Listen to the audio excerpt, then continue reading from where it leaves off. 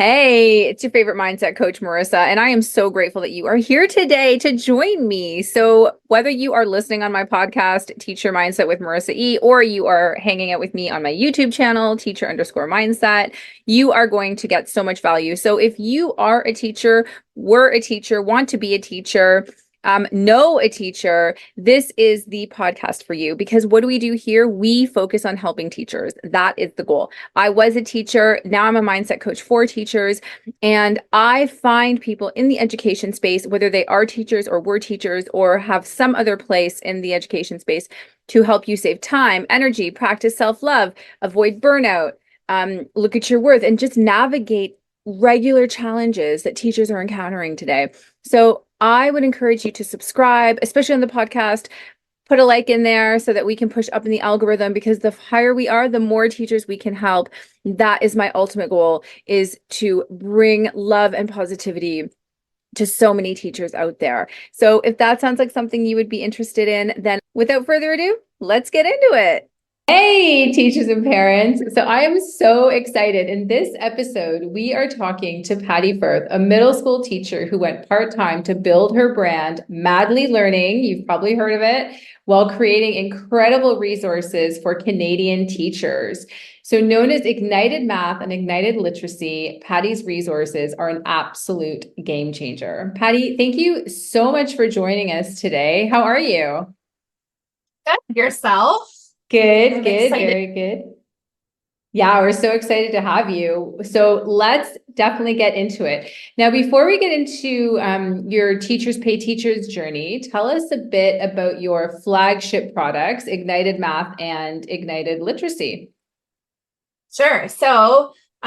Ignited Math and Ignited Literacy are full year curriculums that cover either Ontario for math or Canada wide. We cover the curriculum expectations for all the provinces in Canada. And they're both comprehensive programs. So it literally is everything a teacher would need in their classroom to teach either math or literacy. And we like to say that it's designed by teachers who are actually in classrooms teaching. So we know what's going to work. We know how long things are going to take. We know how much scaffolding that's required in order to actually teach things. And we really want to be that resource and stop for teachers that they still want high quality lessons. They want to still do small group instruction for math in guided math. They want to do guided reading. They want to do, teacher directed. They want to do the modeled shared guided reading all through. And there's lots going on and they want to be able to do it all. But the thought of doing all of that themselves when they're working full time and probably have a full busy schedule in life is just not possible to do that. So we want to be able to give them the high quality resources that they need in order to do a great job teaching without putting forth all the effort to have to do it themselves. So both those programs are they've grown and kind of come out of sort of what we want to do at Madly Learning, where we just want to create really high quality resources that help teachers to get their time back. That's amazing. And I imagine, especially like with newer teachers, right, where they're so overwhelmed with so much that's going on. I mean, taking a curriculum like this that's already been designed, where it takes a lot of pressure off of, having to think about what to do every day. So I definitely, I highly recommend. I was looking through on your website and it just looks so incredible and so beautiful, like all the colors, and I love it. Yeah, we find so many times teachers, when they're trying to put together something like a math or a literacy program, that everything sort of feels like it's in silos, where first we do reading and then we stop and then we pick up and do writing and then we stop and we pick up and do spelling. And we sort of wanted to build a program that felt like a system that integrated all of those pieces together, and it felt like everything flowed. So there's a match between the spelling and your reading and what you're writing, and it sort of all just fits together, and it seems like you're doing one thing for your language block instead of doing 7 different things. So just wrapping your head around sort of what's happening, you kind of have that holistic approach while you're still covering all of it. And that was definitely the first one we built, was literacy. And then people just kept asking, hey, can we have that same feeling but math? And we were like, yeah, we can do that. So then we just translated that sort of same sentiment and same feeling into our math program. I have a few friends in Canada that teach literacy and math, so I've introduced them to it as well. And I'm like, you definitely have to check this out. Well, we thank you for that, for sure. So speaking of like teachers pay teachers, because I know you actually started a lot of your with your brand journey on teachers pay teachers several years ago. What would you say are some of the key differences in building your store back then versus building it today, if you had to build it today? I think the biggest differences are there's a lot more competition out there these days than there was in 2012. There's a lot more people in the space selling things. I don't think that makes it impossible. It just makes it you have to get a little smarter with making sure that your products are seen. Back in 2012, we all love to joke, us veteran sellers, we all love to joke that we could put anything up there, a Word document. We didn't have professional editors. It didn't matter if we had a nice cover. We could sort of just put things up there because it was still pretty novel and new. So people were just really happy that there was anything. I think the demand from teachers is that they want really high quality stuff. So the level of quality that's been demanded by teachers who are using these resources has definitely gone up. They have a lot more choice in what they're purchasing. So they're a little bit more savvy as to what they're looking for online, what it meets, and what is expected out of a resource. So I think that's definitely changed. We've all sort of had to grow up on the site and sort of get used to that it's not just something I'm making for my classroom. I think that's maybe how it started is, I just did a really cool lesson. So whatever I used in my classroom, I can just simply throw it up on Teachers Pay Teachers. Yeah. It's not that anymore. It's actually like you're making it for others. And if you happen to use it in your own classroom, great. But the whole purpose of you're a publishing company, you're publishing material. You're not just a classroom teacher that happens to have a great idea that throws it up on the site. The expectations are a little bit higher these days. Absolutely. I think you have to approach it as a business now, right? Whereas before it was just like you said, oh, this is kind of cool. I'll pop it up. Who cares about the font or if it's even centered or anything, right? It's going to help. Maybe someone will use it for a lesson. Whereas now teachers are, like you said, more savvy. They're searching for certain products. They're looking at reviews. They're looking at, quality, especially if they're in the digital space. They're looking maybe for video or for something that can transfer well into like PDF, that sort of thing. No, absolutely agree with that. And if you were, like if a teacher asked you, okay, well, how could they make their store more successful? What advice do you think they would give them? Like from a businesswoman's perspective, because this is technically like running a business now, what would be a couple of pieces of advice you would think would be good? I think if you're very first starting out, I think you have to understand that there's going to be a huge sacrifice of your time, especially if you're still working full time. Yeah. There is a huge sacrifice that you're going to have to make with free time. And you're going to have to say no to a lot of things because you don't have the same backing or financial backing in order to be able to hire people to do things for you. Unless you are someone who's like, I'm totally going to go into debt in order to make this work. Right. I think most of us are probably not at that point where we're like, yeah, we're going to go take out, 6-figure loan so that we can start our TPT business.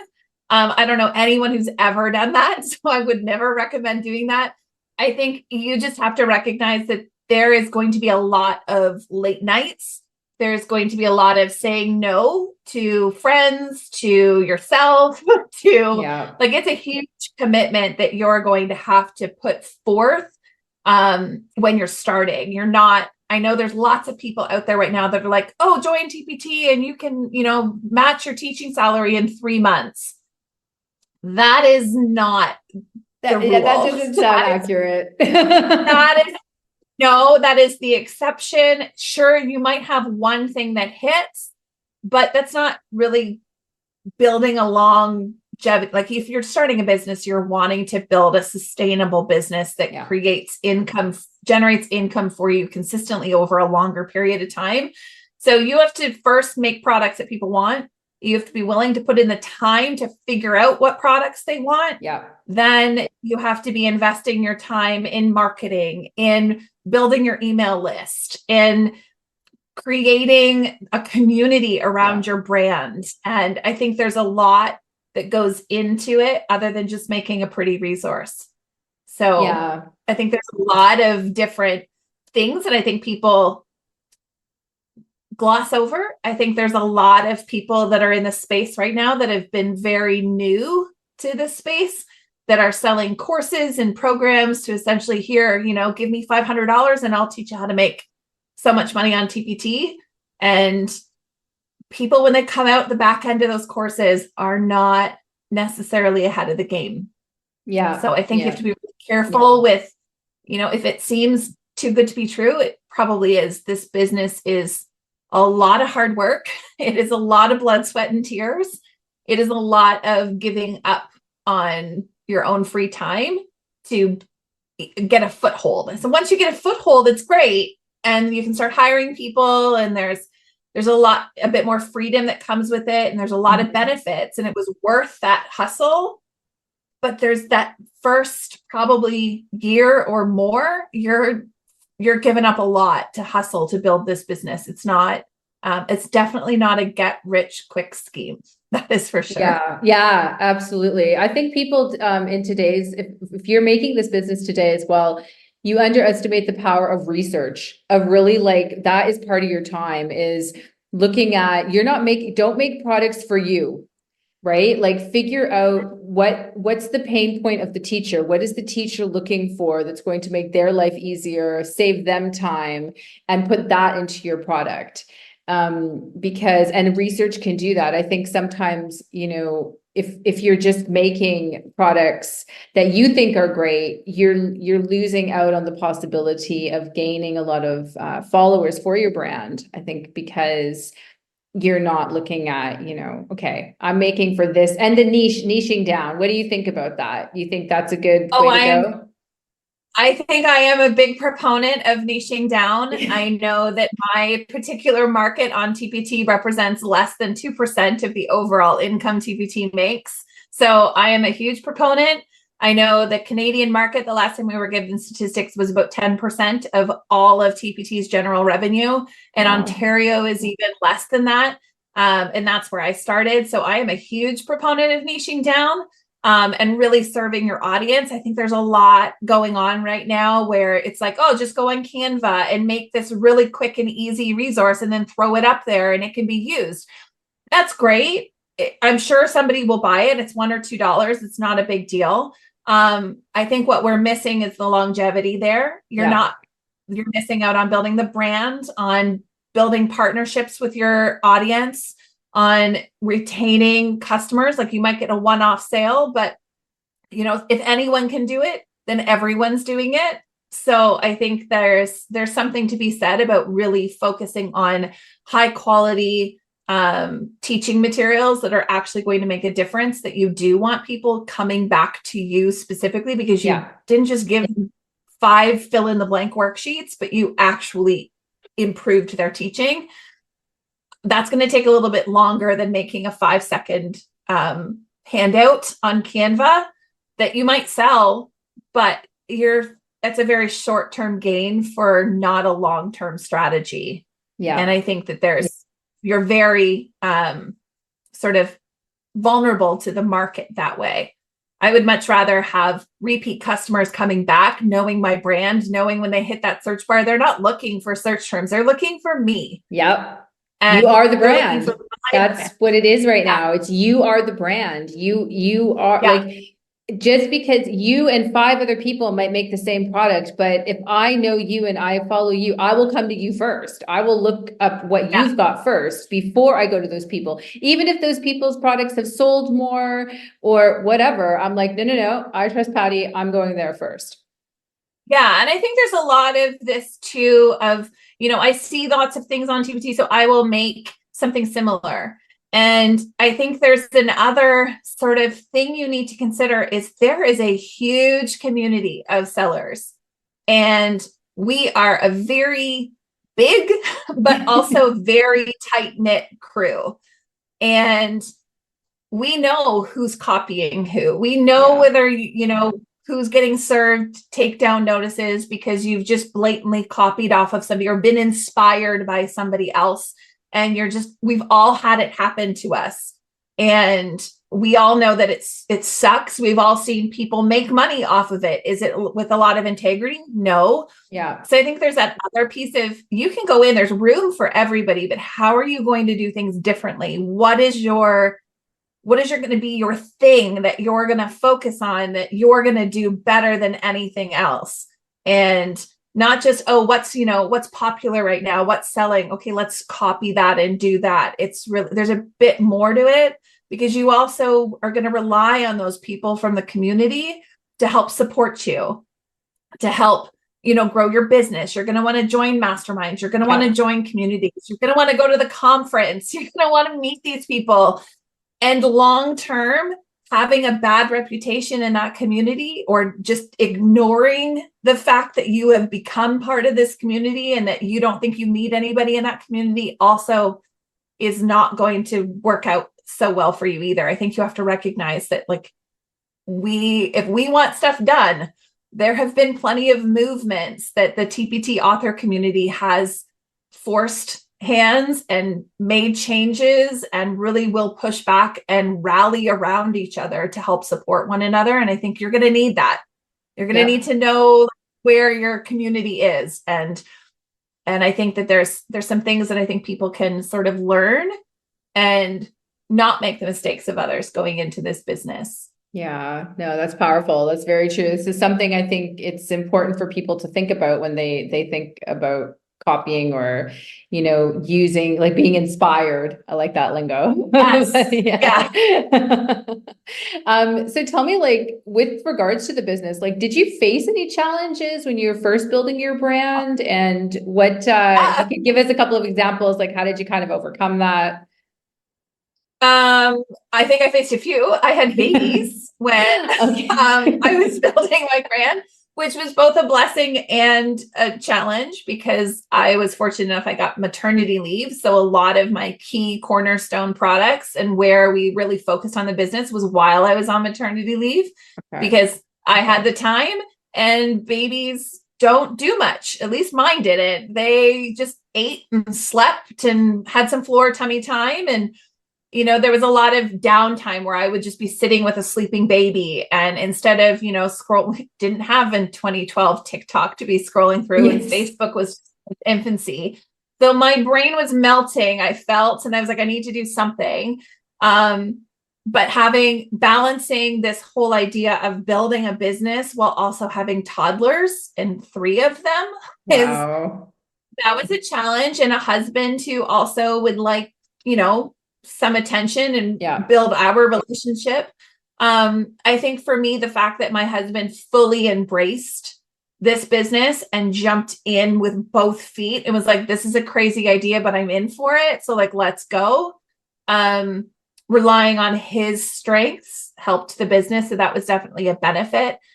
Learning that balance. At that point, I was still full-time teaching, part-time teaching by the time my 3rd came along, but it was definitely like, how do you say no? How do you find time for yourself? How do you turn it off? How do you not take your computer everywhere you go?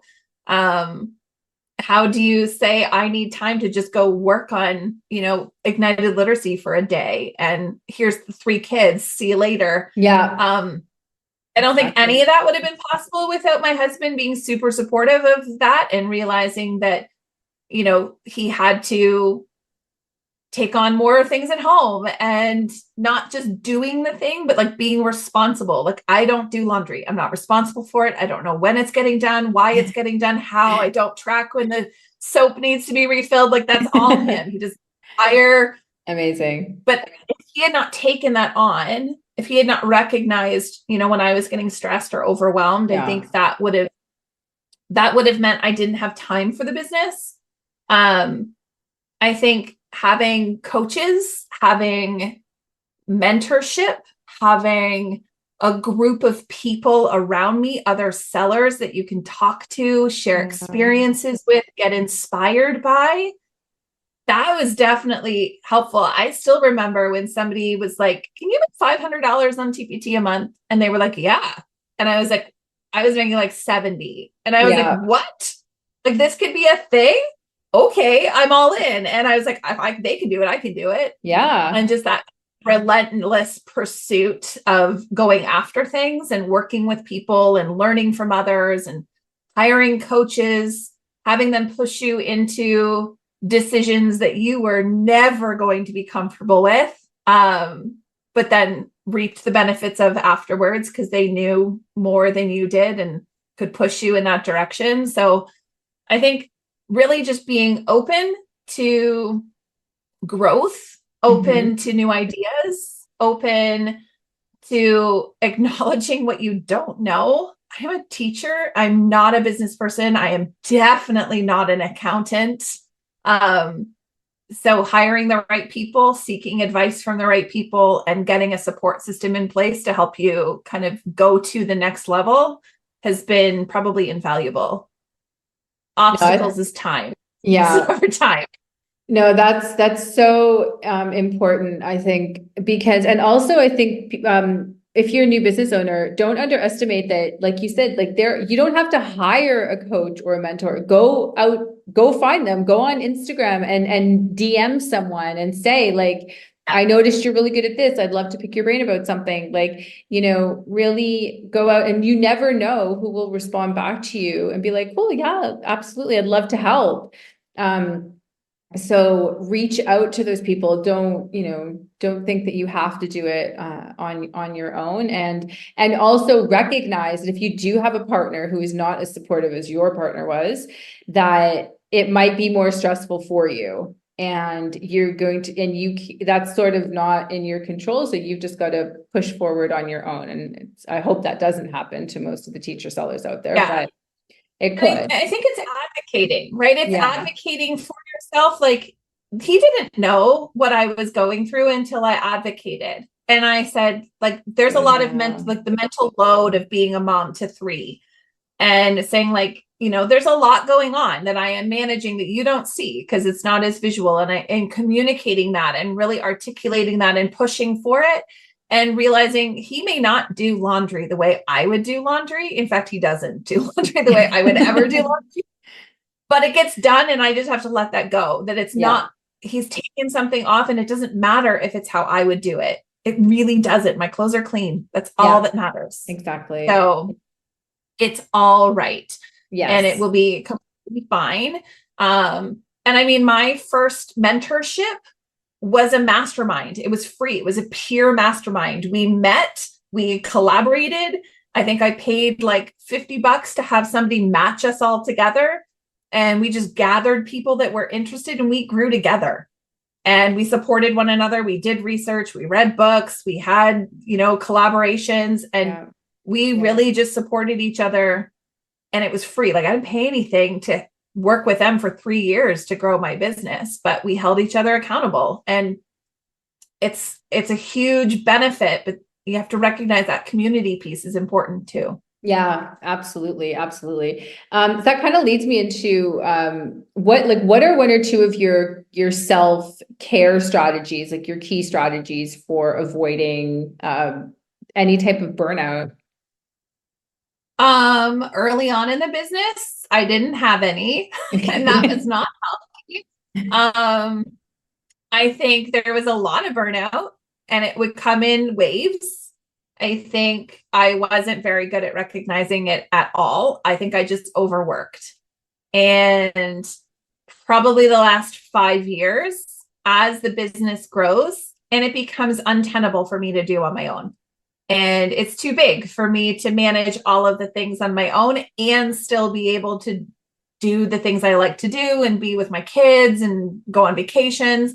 So I had to sort of get really honest with myself that Mm-hmm. I had a lot of mindset blocks and a lot of beliefs that prevented me from getting out of my own way. And I think the biggest problem was just me being in my own way and realizing that I don't need to work 80 hours a week to make more money. I can work 20 hours a week and still make the same amount of money. I just have to do it smarter, and I have to be efficient, and I have to have the right people behind me and have the right team, and make decisions from a business perspective. So I think the biggest thing is therapy for sure. Yep.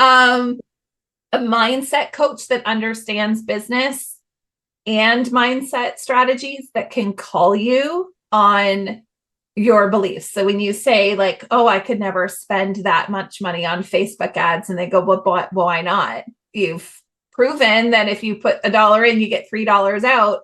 Why wouldn't you go to that bank machine every day of the week? And you're like, but spending a huge amount of money on Facebook ads is scary. It's really scary. And, going back to, well, why do you have money issues? Why do you believe that you exchange time for money? Why don't you show up on video? And why aren't you putting yourself out there and emailing your list and really getting somebody to question the things that you're doing so that you can get out of your own way? Yeah. Allows you to be okay. All right, guys. Sorry, we just had a small technical difficulty. You might notice that Patty's camera looks a bit different, but we're good. If you're on the podcast, nothing's changed. No difference. Yeah, exactly. So, okay, Patti. So I know you're part-time middle school teacher, I believe. So with 5 and 6, like, what are 1 or 2 pieces of advice you would give a new teacher in terms of classroom management? Because you were the first person I ever heard referred to classroom management in terms of ROI, which a business person will know is like a return on investment. So how do you, that's quite fascinating to me. So I'd love to hear what advice you might give a new teacher out there, or what do you do? I think it's just being really strategic about what you say yes to. The amount of work that is downloaded onto a teacher these days is enormous. And can be really, really overwhelming. And new teachers are probably more likely to have to walk into an empty classroom with nothing in it and being expected to just figure it out. And I think you go on Pinterest and you go on Instagram or even TikTok for that matter, and you see all of these amazing ideas, and teachers like, oh, I've got this best strategy for this, and I've got a strategy for this, and I've got a strategy for this. And I think as a new teacher, you need to say no to about 98% of it because it's all really great ideas and they all are amazing. And I'm not saying that the ideas aren't amazing, but when you try to do them all at once, you often forget that by doing something small that sounds like a really great idea, like I think one of the examples that I've seen recently a lot of is blurt beans. So like when a kid talks out and doesn't raise their hand, and everyone's like, okay, well, here's a great strategy to end blurting in your classroom, which I always find weird. I've never called it blurting, but I know that's what people call it. And I'm like, okay, super huge problem. Every classroom, every day, it is a constant problem every teacher will deal with. So you're like, yes, I have a blurting problem in my classroom. I will put in blurt beans. But I think what we often forget or neglect to recognize is that putting in a system of blurt beans is not just simply you getting a jar with some pom-poms, but it is also where are you going to store the pom-poms? Where are you going to store the blurt beans? Where are you going to put it? What happens if you're at the other side of your classroom and somebody blurts out? Do you stop your lesson, walk to the other side of your classroom, and put the blurt beans in? How do you prevent kids from putting them in there? How do you make sure that there's some integrity about it? There's so much system and procedure that around blurt beans that we don't talk about. We just say, here's a great idea. You got 30 seconds on Instagram. I know I've done it. 30 seconds. Here's my assessment strategies. I can't wrap up what I'm doing assessment in 30 seconds. I'm just giving a start of an idea. And I think if we say yes to all of these great ideas, which legitimately they are great ideas, but if we say yes to all of it, then we are over systematizing our classroom and we don't even realize it. And the maintenance to, okay, well, I've got blurt beans for this, and I've got class jobs for this, and I've got a checklist for this, and I've got a system for this. And you're overwhelmed with the systems that you have in your classroom. And then it becomes you do nothing because you can't manage it all. And yes, blurting is really annoying, but if you don't have the capacity to run the system around blurt beans, then just be okay with saying, and just don't answer them. Like, it's okay. Like, that takes nothing. Yeah. So it's kind of looking at when I see a great idea on Instagram or on Facebook or on Pinterest, and I'm like, oh, that's a great idea. Before I invest my energy in implementing that strategy to help manage the classroom, I really have to look at what is my return on investment. It's going to take a lot of energy to put blurt beans into place. And if I don't have the capacity to do that, then I have to say, this is not worth my time. I either have to be okay with blurting and figure out a quick and easy, quick and dirty method to stop it. Or I just have to be like, is this the biggest problem I'm dealing with in a day? Like, is the 1 or 2 kids that are constantly blurting out, does that mean I need an entire classroom system of blurting out? Or do I just deal with those 1 or 2 kids individually? And what's going to be the most effective use of my time? And I think, I know my daughter's teacher has a file folder thing where all of their work goes in a file folder, and the file folder goes home at the end of the month, and then it has to come back from parents. And it's like, that's huge to say. That means you have to have everything handed out, marked, tracked in a folder, ready to go home. You're tracking it going home, you're tracking it coming back, just to get parents informed. Do you have the capacity to do that? And is there an easier way that's not going to take so much? And I think new teachers take on way too much, and then they realize why it all falls apart.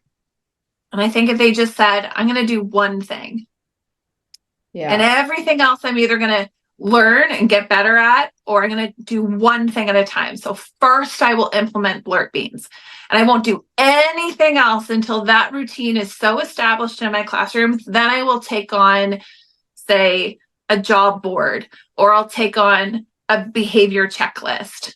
But don't do all 3 at once, and really evaluate what you have time for and what you can realistically put in as for the capacity that you have. Especially if you're a new teacher, you don't have capacity. You're still trying to figure out what lessons you're doing. Exactly. So you've really got to say, like, what is your main goal every day when you walk in? It's probably to do some teaching, and probably so that they do a little bit of learning. So what is the least amount of things you can do in your classroom to actually make that happen? And the amount of time it takes you to put something in place, is that worth the return? So if you put this whole system in place because you got 2 kids that are constantly talking out, is it really a problem? Is it a class-wide problem that requires you to, like, be constantly handing out tickets or constantly putting things in a blurt jar? Or is it just, you need to have a conversation with 2 kids, and you have to figure out something with just those 2 kids and leave the rest of them alone? So it's really saying no to about 98% of the ideas that you come across. Keep them, save them in your saved folders, come back to them, but only do 1 at a time. Because everything will fail, and everything will fall apart, and nothing will be working, and you'll feel overwhelmed and stressed out. You'll feel ineffective because you're like, I tried something, it just doesn't work for me. Probably it would be fine if you weren't trying to do 10 other new things at the same time. So just try one thing. Which new teachers definitely do, because you get so excited about everything you see, and you're like, this is going to be amazing. My kids are going to love it. And then you don't realize, because you've never done it before, you don't realize that when you're doing 2 or 3 or 4 things, it's all compiling on you as the teacher. Yeah. You're doing it all. And then you're like, oh, well, I've got to do this. I've got to do that. I've got it. And I think when I had to cut down to part-time, I have to be like, what's it worth? Do I need to have a behavior management system? Occasionally, like if we start, as we came back from Christmas holidays, we had to put a quick reward system in place. But now that they're back on track, I drop it. I don't do it anymore because there's other things.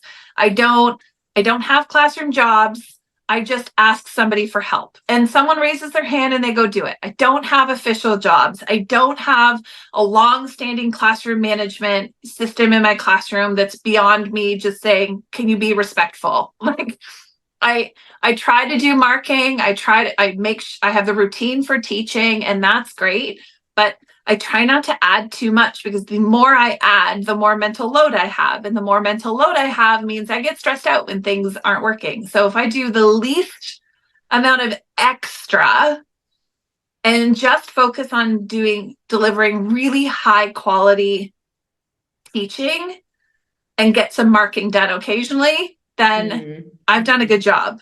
And I focus on that. And I realize that all of that other stuff is just window dressing. And I can say no to it. It doesn't make me a good teacher. Having pretty bulletin boards does not make me a good teacher. Yeah. Makes me happy, but it doesn't make me a good teacher. So what do you feel is your best thing that works? Would you say it's like routine, or what are some of the things that you are definitely like your non-negotiables? Like this is going to happen because this makes life a lot easier. Routine, 100% routine. Everything is the same. The strategies is the same. The kids could run my classroom if I fell down and fainted. They would know what they needed to do. If I walked out of my classroom or didn't even show up for the first 20 minutes, they would know what to do whether I was there or not. That's a sign for me that I've done a really good job at establishing routine. I have less behavior. I have less requirements to have kids constantly ask me, what are we doing? What are we doing? They know what we're doing. They know every Monday morning we come in and they sit down at their desk, they do 20 minutes of their literacy center. They know what they need to do. Then I teach them a spelling lesson and they do it. They know that I give them the spelling rule.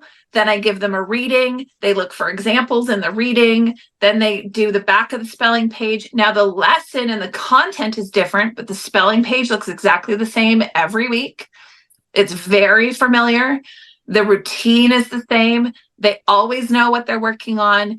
And I think having that consistency, having that routine makes my job easier because the kids know what to expect. They know what things are supposed to look like. They know what they're going to get from me every day. They know what I want from them every day. And it's not a mystery. They don't come in and say, well, what are we doing today? Because they're like, well, we know what we're doing today. It's Monday. We're doing spelling on Monday because that's what we do.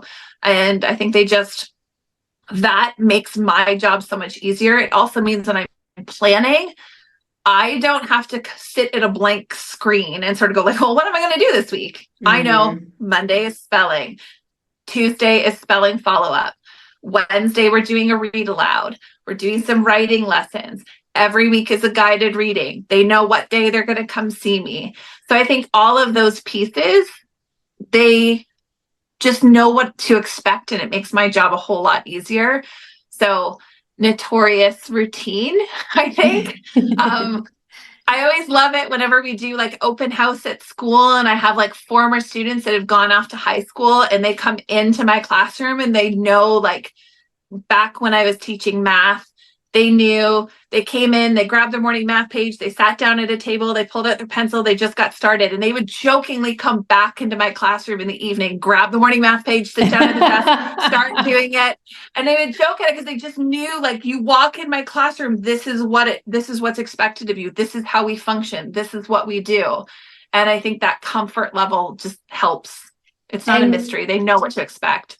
Do you have it written like somewhere pinned in the classroom in case the kids forget, basically, right? So you've got it up there. So it's like, okay, here you go. Here is the routine. In case you forgot, this is where we're at today.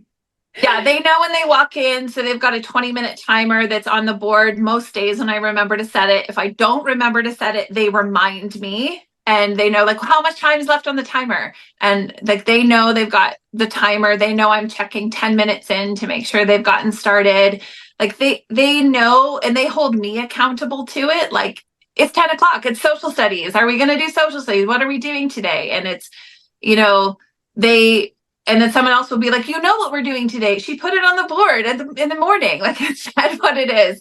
So we have a weekly schedule that goes up there, and then they have a centers rotation schedule. So they know exactly what to expect. The routine, it's not, I don't have to reteach what they have to do each center, because we've taught it, and they just repeat the same different skills, different activities, different objectives, but it's the familiarity of knowing what it is they're doing. So I think the more routine you can establish, the more predictability that you have in your classroom, everything becomes a lot easier to manage.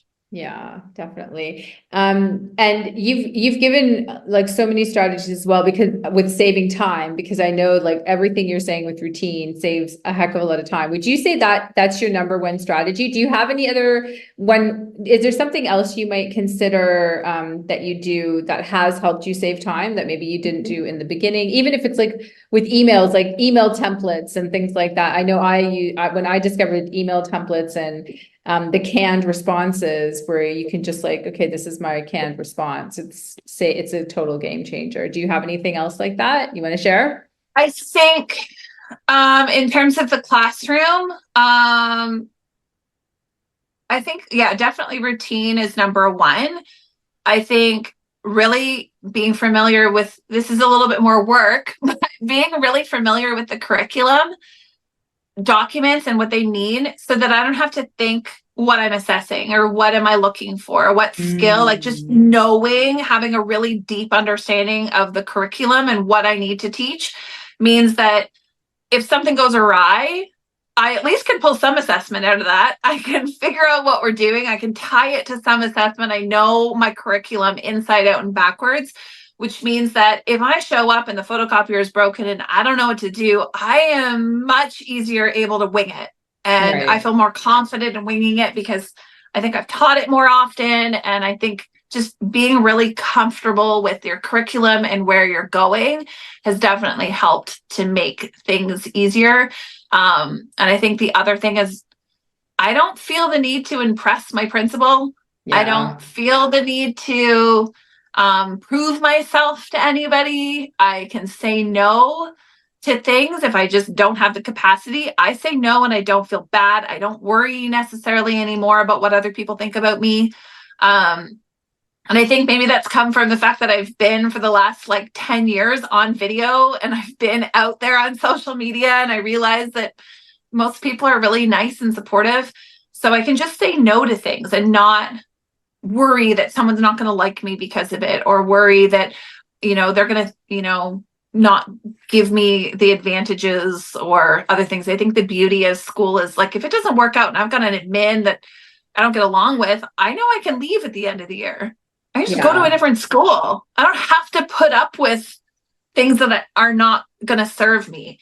So I think that kind of just having my boundaries and holding on to them is just let me say no to things with no guilt, and therapy. Say no to things with no guilt. But yeah, I think we get in our heads a lot too about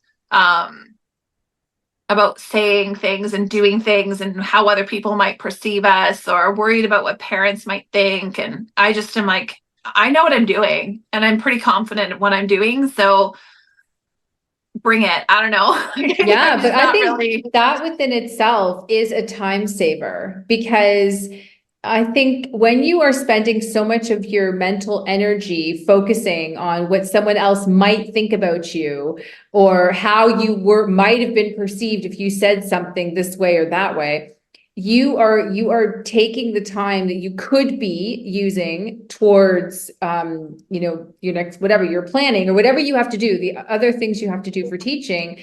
And you are using that mental energy to worry about something that really may not have anything to do with you at all, and may not even be what you're thinking it is. So I think everything you're saying is a complete time saver, because the goal for every teacher is to get to that exact point of being like, you know what, you don't define my worth. It's not as though we are best friends, and that's okay. I have my family that loves me and supports me, and right now I've got to teach. So that's where my focus is going to be. So yeah. Definitely. And I That's think like, you'll go into those like thought spirals. And I think you just learn how to get yourself out of them faster. So I yeah, don't spend as much time in those thought for spirals as sure. I used to. So I think that sort of helps. Yeah, 100%. Because I think with me too, with age, it definitely got better as I got older, and realized I had control over that. Yes. I could control how to get myself out, and I could control who I was talking to and who I was interacting with in a lot of cases. So it Yeah, made, for yeah, sure. yeah. So final thoughts, Patty. Are there any books you would recommend for personal or professional development? Ooh. There's so many business books that if you're starting a business, I think there's so many business books that you can benefit from. I love Mike Michalowicz, his Profit First and Run Like Clockwork. I think there's a lot that teachers can learn from reading business books, actually. Agreed. Um, because I think there's just so much that could be practically applied. Like we are sort of running a business in our classroom. So we're working with Mhm. people. We're trying to persuade them to do things. We're marketing our lessons to them all the time. So Yes. I think there's a lot that can be learned. Those are my two favorite, I think, from a business standpoint, especially if you're starting out. I really like Rocket Fuel by Gino Wickman if you're looking at growing a team. And that's very helpful to figure out sort of how to run meetings, how to run a team, how to manage people that are adults, not children. I think those are Good to Great is one that I'm reading right now by Jim Collins, I think. And that one's wonderful from a business perspective. Most of the books I'm reading are business books, Yeah. if I'm That's honest, okay. because That's that's what I'm good. reading. I think there's a lot in terms of, um, there's a lot out there curriculum wise. If you're wanting to have a much more in-depth view of curriculum, I think AQs are great to go get additional qualifications and training, take some additional courses, listen to podcasts like Ignite Your Teaching by Madly Learning. I think that one's great. Shameless plug there. That's But I think cool. We're there's putting it lots in the out show there. notes. I think there's lots out there of people that are talking to teachers about teaching. And I think there's a matter of just being super open to new ideas, Yeah. not maybe adopting all of them, but just getting that inspiration and then picking the one thing you're going to try and Yeah. really just constantly being a student and learning and not ever thinking that you have it all figured out. Yeah. Because I I love think there's that. always things that change and grow. So listening to audiobooks. I don't actually read them, the business books, Yeah. It's because the I same. will To fall me, it's the asleep. same. I I audiobooks for sure. Yeah, no, cool. I also love I love an audiobook. And I think, for teachers as well, I just want to also add on to that, try, or not stop, but try to make your mental health a bit of a priority with the doom scrolling. Like rather be committed to being like, you know what? I tend to doom scroll. I tend to like, not me personally, I'm just saying as a teacher, that does take a lot of their time, and rather be like, you know what? I'm going to try a podcast about teaching. I'm going to try an audiobook for 20 minutes instead of just going on, like looking at what tends to be very negative on social media. So I think that's, yeah, no, I love that. Thank you so much for those recommendations. Of I'm definitely course. going to check out that Rocket Fuel because I'm in the process Yeah, of hiring a team. So I need that it's book. good. It's a good one. And what's your go-to for moving yourself from a negative mindset into a positive mindset, Patty? Therapy. Yeah. Honestly, I can't say enough about that. My mindset coach is great. I hear her voice in my head frequently because there's just things I never thought was possible, never thought I would have the ability to teach part-time and run a business. I never thought I would be here. So learning sort of how to get myself out of negative thoughts is and sort of having somebody like push back on them and Yeah. sort of be like, is that true? Where is that thinking coming from? Where's your Why are we evidence on thinking that? those things? Like you realize that that's not true, right? That's how I'm going. I know you're saying this, but you know that's not true. Like there's no evidence to support that that is a true statement. You are believing it to be true, but it's not true. I think having, that has definitely helped. And then age. I think there's a part of turning 40 that you're just sort of like, I'm not caring about the things I used to care about when I was in my 20s and 30s. Just like that idea of just turning 40, you're just like, I'm just comfortable in my skin and I'm just gonna accept who I am and be okay with that. And I think there's sort of that age. So turning 40 was lovely for that fact alone. You just sort of give up some of the hang-ups that you have in your 20s and 30s, and I think you just sort of be like, I've lived 40 years in this body. I've lived 40 years with this brain. Like I'm just accepting who I am, and I'm just gonna not do the things that I'm not good at anymore. Yeah, and I'm just gonna that aren't serving stop me. fighting. I'm just gonna say no to more things, and I don't care. So you're so much more secure in who you are, right? And no, absolutely. I was exactly the same. So what would be one piece of advice that you would give to yourself as a first year teacher? Oh my God, don't think you know anything. I thought I was so ready. I think asking for help more often, accepting it, protect yourself. I don't think I did a good enough job at protecting myself. And I think that, saying I didn't know, there's lots I didn't know when you're starting out. So being able to ask questions, being a bit more humble. I think there's a happy balance between being confident and then being able to back it up, and being confident and not being able to back it up. So I think that being humble is good, because I remember in my early years of teaching when my principal was saying to me, oh, but you need to change this, you need to do this. And I was so offended. I was like, what?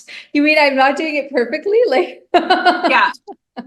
Just, I think if I went into it going like, this year is going to suck and it's okay, it'll get better. I think if I knew in my first year that it was supposed to not be great, I wasn't supposed to know what I was doing.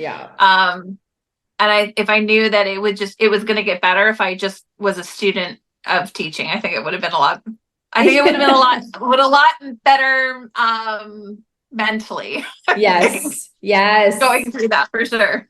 Oh, absolutely. And no, I agree with you 100%. It's good advice. Okay, last one, Patti, what 3 things are you grateful for today?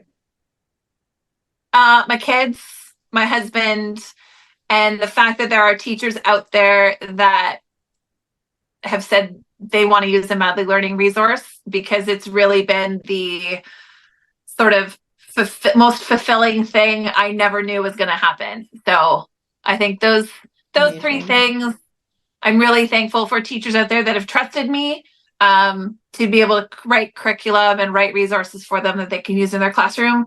And then my husband, because he probably has been the most supportive human being ever. and then my kids, because they're also super supportive at just being like, mommy has a job to do. And they don't just see it as, it's something mommy's doing, but they're like, nope, that's mommy's job. And they really see it that way. So it's allowed me to sort of see and do things I never thought I would do when I was 26 and graduating teachers college. So it's incredible where life can actually take you if you open yourself up to it, right? Absolutely. Well, I'm just really grateful for you, Patti, and thank you so much for coming on the show today. And I just really appreciate you for being not only a teacher that other teachers can learn from, but that your students can learn from, and that you're just impacting teachers, in such a positive way. And the world's a better place with you in it. So thank you so much for sharing all of your advice today. And yeah, I Perfect. just wish you a fantastic, prosperous and successful year with your business. So thank you. Thank you. You as well. Thank you. Thanks for having me. Well.